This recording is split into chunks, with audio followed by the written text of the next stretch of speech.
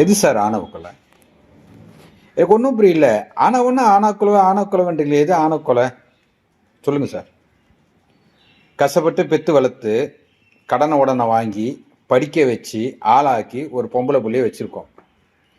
எங்கேயோ இருந்து வந்து பந்தாவாக ட்ரெஸ் பண்ணிக்கின்னு பெட்ரோல் போட காசு இல்லாமல் வந்து நின்றுக்குன்னு எங்கள் பிள்ளைங்க கிட்ட பேசி அதுங்களை டென்ஷன் பண்ணி துரத்தி காதலிக்கிறேன் பேரில் காதலிச்சு அதுங்களை கல்யாணம் பண்ணி அதுக்கப்புறம் புள்ளியை குத்துட்டு ஓடுறது தான் பாதி பேர் பண்ணிகிட்டு இருக்கான்.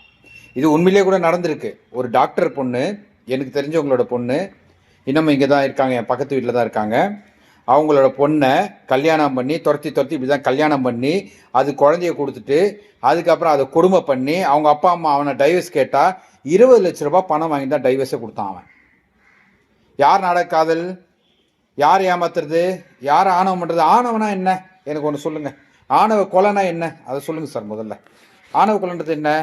நீ பெரியாளா நான் பெரியாளான்னு வெட்டிக்கிறது தான் ஆணவ கொலை. இது எப்படி ஆணவ கொலைகள் ஆகும்? ஒரு அண்ணங்காரன் தங்கச்சியை வந்து என் தங்கச்சியை வந்து நீ லவ் பண்ணாரா, வந்து தொந்தரவு பண்ணாதான்னு சொல்கிறான்.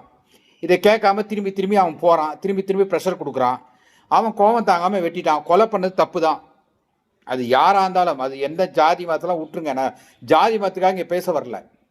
நான் கேட்குற ஒரே ஒரு விஷயம், ஆணவ கொலைன்றது இது எங்கே வருது? ஒரு பெத்தவன் என் பொண்ணை ஒருத்தன் வந்து தொல்லை பண்ணுறான், அவனை நான் வான் பண்ணுறேன், கேட்கல, போலீஸில் சொன்னாலும் அதுக்கான சரியான ரெஸ்பான்சிபிள் வராது. அப்போ நாங்கள் என்ன பண்ணுறது? கோவத்தில் ஏதோ என் புள்ளியம் பண்ணிடுது, இல்லை நானோ பண்ணிடுறேன். உடனே இதை எப்படி ஆணவ கொலை ஆகும்? அப்போ கூட அந்த பையனோட அப்பாவை பாருங்க, அம்மா அப்பாவை அரெஸ்ட் பண்ணணும், அதில் மட்டும்தான் அவர் குறிக்கோளாக இருக்கார். அப்போ யாரோ இதை சொல்லி கொடுத்து இதை அவரை வந்து கொண்டு போகிறாங்க. புரியுதா உங்களுக்கு? நல்லா சிந்திச்சு பாருங்க. அதனால தான் இந்த பாடியை வச்சுட்டு அவங்க வேலை காட்டிட்டு இருக்காங்க. அரசாங்கம் என்ன பண்ணுது? அதிகாரிகள் என்ன பண்ணுறீங்க? அவங்களுக்கு ஏற்ற மாதிரிலாம் டான்ஸ் ஆடுறீங்க. இதை விட ஒரு முக்கியமான விஷயம் ஒன்று சொல்கிறேன். அதாவது மேல் ஜாதி மேல் ஆதிக்கம் கீழ் ஆதிக்கம் இவங்க சொல்கிறாங்கல்ல, மேல் ஆதிக்கத்தில் சொல்கிற இந்த மேல் ஆதிக்கக்காரங்களுக்காக நான் சொல்கிறேன், என்னைக்கு நீங்கள் வந்து நமக்கு எவன் சப்போர்ட் பண்ணுறானோ அவனுக்கு நீங்கள் ஓட்டை போட்டு என்னைக்கு நீங்களாம் ஒழுங்காக இருக்கிறீங்களோ அன்னைக்கு தாண்டா உங்களுக்கான சப்போர்ட் கிடைக்கும்.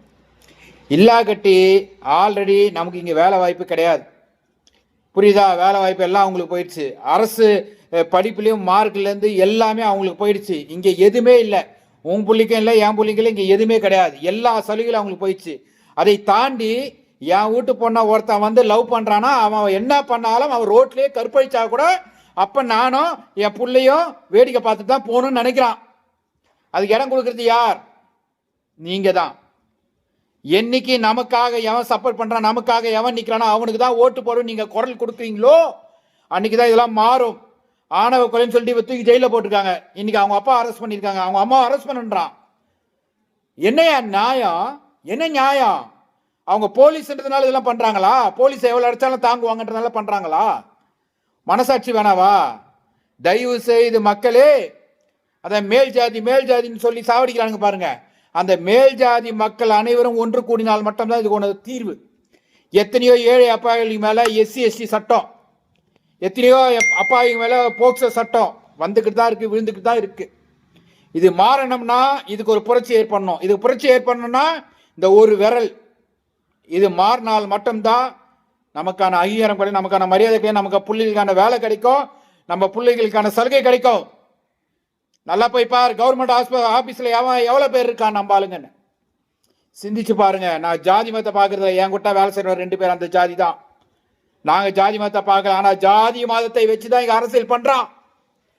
இந்த பாடியை கூட எடுக்காதலுக்கு பண்றது யார்? அந்த ஜாதி தலைவர் தான். அவன் பேச்சை கேட்டுதான் இவன் ஆடுறான். தெரியுதா இல்லையா? புரியுதா இல்லையா? அதிகாரிகளே, இன்னைக்கு அவங்களுக்கு தான் நாளைக்கு உங்களுக்குன்றதை புரிஞ்சுக்கணும். காவல்துறை அதிகாரிகள் தான் மெயினா சொல்றேன். இன்னைக்கு அவங்களுக்கு, நாளைக்கு உங்களுக்கு. சிந்திச்சு வழக்கை பதிவிடுங்கள்ன்றது தான் என்னோட